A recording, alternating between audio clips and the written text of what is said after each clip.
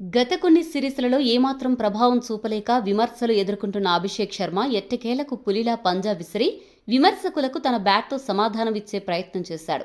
గత కొన్ని రోజులుగా బ్యాట్ జులిపించలేక, ఫామ్ లేక తీవ్ర ఇబ్బందులు పడుతున్న వేళ ఇక జట్టులో అభిషేక్కు చోటు కష్టమే, వేటు తప్పదు అంటూ సోషల్ మీడియాలో చర్చలు నడుస్తున్న తరుణంలో వాటన్నింటికీ తన హిట్టింగ్తోనే సమాధానం చెప్పాడు.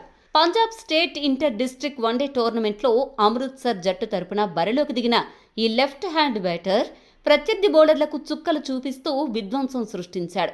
అభిషేక్ శర్మ ఈ మ్యాచ్లో నెక్స్ట్ లెవెల్ హిట్టింగ్తో ప్రళయం సృష్టించాడు. జింబాబే సిరీస్లో బ్లెస్సింగ్ ముజరబానీ బౌలింగ్లో వరుసగా విఫలమై 3 మ్యాచ్ల్లో కేవలం 11 పరుగులు మాత్రమే చేసి విమర్శల పాలైన కసి అంతా ఈ మ్యాచ్లో బౌలర్లపై చూపించాడు. క్రీజులోకి వచ్చిన మొదటి బంత్ నుంచే బౌలర్ ఎవరు, బంత్ ఏంటి అని చూడకుండా స్టేడియం దాటించడమే లక్ష్యంగా విరుచుకుపడ్డాడు. కేవలం 91 బంతుల్లోనే 233 పరుగులు చేసి క్రికెట్ ప్రపంచం అవాక్కయ్యేలా డబుల్ సెంచరీ నమోదు చేశాడు. గాంధీ గ్రౌండ్స్ వేదికగా జరిగిన ఈ మ్యాచ్లో అభిషేక్ కొడుతుంటే బంతులు బౌండరీ లైన్ దాటడం కాదు, ఏకంగా స్టేడియం బయట పడాల్సిందే అన్నట్టుగా అతడి విధ్వంసం సాగింది.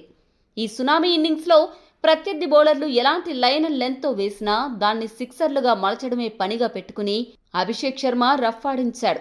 తన ఇన్నింగ్స్లో ఏకంగా 25 సిక్సర్లు, 15 ఫోర్లు బాది దుమ్ము దులిపేశాడు.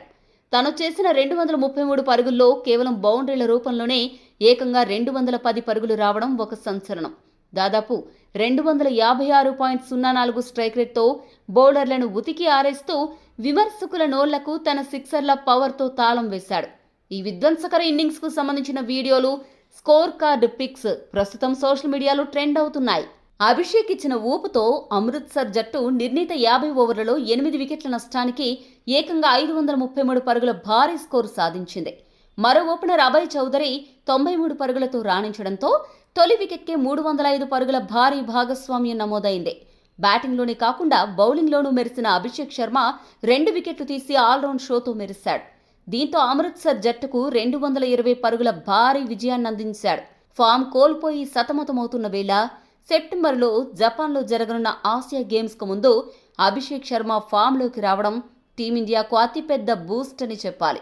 ఇదే ఫామ్ అక్కడ చూపిస్తే ఇండియా బుల్లెట్ ట్రైన్ వేగంతో విజయాలు సాధించడం ఖాయం.